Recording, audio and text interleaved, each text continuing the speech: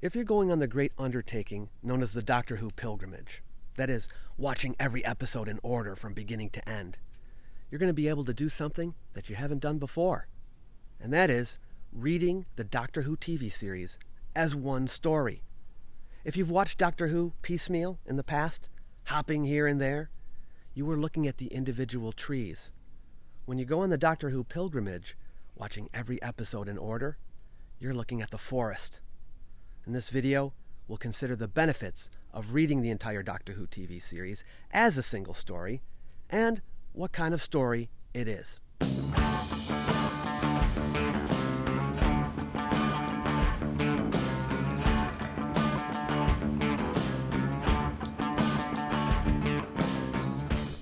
Hi, fellow time travelers. If you're new here, I'm Dave Ringo, Doctor Who historian, interpreter, and advocate of the pilgrimage. If you're interested in the history of the show, the interpretation of televised Doctor Who as a single story, issues related to time travel, canon, paradoxes, and inconsistencies, I invite you to join us by subscribing to the channel.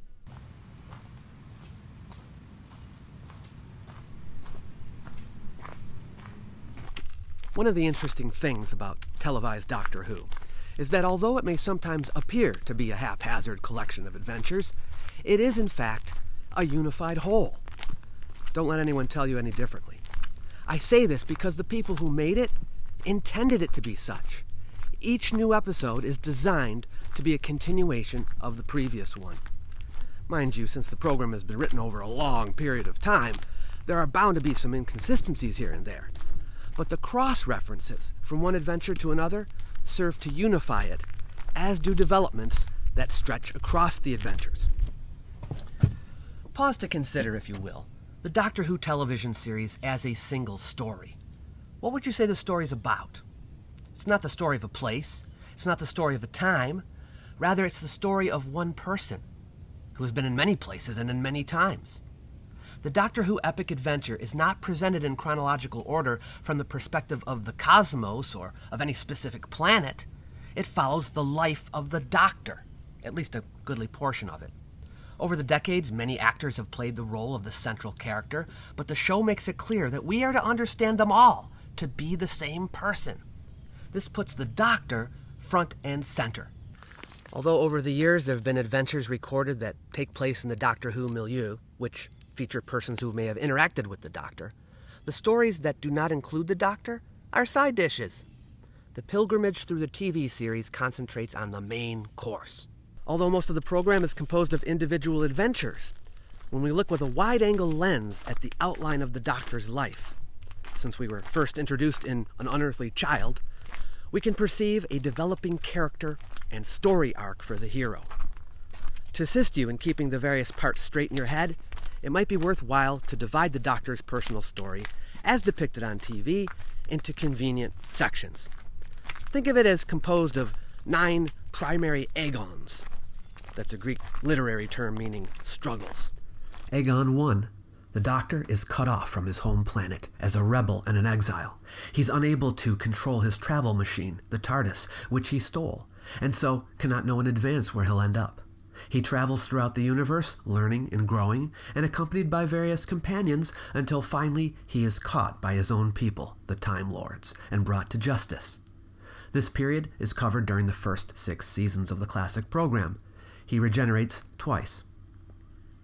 Aegon 2. The Doctor is exiled to Earth in the 20th century, his memory of time technology restricted so that he cannot leave. During this time he's employed by UNIT as scientific advisor. Occasionally the Doctor is enlisted to go off-world to engage in special missions for a secret Time Lord organization called the Celestial Intervention Agency. This period is covered in seasons 7 through 9 of the classic program. He doesn't regenerate during this time. Aegon 3. After given the freedom to travel and restored knowledge of how to operate the TARDIS, the Doctor wanders homelessly through time and space, accompanied again by various companions. During this period, he visits his former home planet of Gallifrey on 5 occasions and is treated like a criminal until he manages to vindicate himself and become president of Gallifrey, a position he rejects. The Doctor is deposed, in absentia, as president of Gallifrey and put on trial a second time for interference in the histories of other cultures. But unlike the last time where he was found guilty, this time he is found innocent. This period is covered in seasons 10 through 23 of the classic program. He regenerates 3 times. Aegon IV. Now vindicated and with no more restraints put upon him by the Time Lords, the Doctor is free to travel through time and space again. This period is covered in seasons 24 through 26 of the classic program and the TV movie. He regenerates 2 times. Aegon V. When the Daleks invade Gallifrey, the Doctor finds himself involved in the Time War and is eventually forced to destroy his own people along with the Daleks. We get glimpses of the fall of Gallifrey in the mini-episode The Night of the Doctor and the 50th anniversary special, but most of this period is not covered by the television show. He regenerates twice, once at the beginning and once at the end of this period. Aegon VI. The Doctor is haunted by his decision to end the Time War by exterminating his own people, and as he travels the universe, he hopes to find solace by continuing to help others. He finally saves his home planet by preventing his former self from destroying it. This period is covered in series 1 through 7 of the modern program. He regenerates 3 times, but only changes his face twice. This brings him to the end of his regeneration cycle. 12 regenerations total. Aegon VII. The Doctor searches for his lost homeworld, but in the meantime reaches the end of his life. However, with the help of the Time Lords, his cycle of regenerations is renewed. But when the Time Lords double-cross him and use him for their own ends, he's able finally to reach Gallifrey. This period runs from the Christmas special of 2013 through Series 9 of the modern program. Aegon VIII. When the Doctor's old friend and nemesis is captured and prepared for execution, the Doctor decides to stay the execution, put his nemesis in a vault for 1,000 years, and gradually turns her to good. He succeeds, but he never finds out, as he's killed by Cybermen and regenerates again. This period is covered in Series 10 of the modern program. And Aegon IX. The Doctor, for the first time in the run of the television program, regenerates into a woman's body. And through Series 11 through 13, the Doctor receives a revelation about the past, finding out that Gallifrey is not in fact the Doctor's planet of origin, and that the Doctor is much older than even the Doctor thought. And so, the Doctor's motivated to find out more.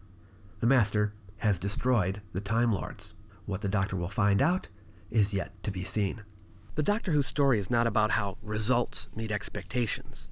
On the contrary, like any engrossing story, the value of the Doctor's life derives from all that the Doctor suffers, and the suffering is considerable. But as the Doctor struggles against negative powers, our hero is forced to live life more fully and more deeply. Yet the Doctor Who story doesn't merely provide us with a colorful personal history. Most of it calls out to other stories in storytelling tradition, whether they be movies, plays, television shows, or books, elevating Doctor Who by reminding its audience of the series' rich mythic tradition. When the tale of Doctor Who begins, it looks as if the Doctor is nothing more than a crotchety old man. We hear a bit about his being cut off from his homeworld, and we wonder, but we have no idea, how his personal story might compare with the stories of other great figures from the literary tradition.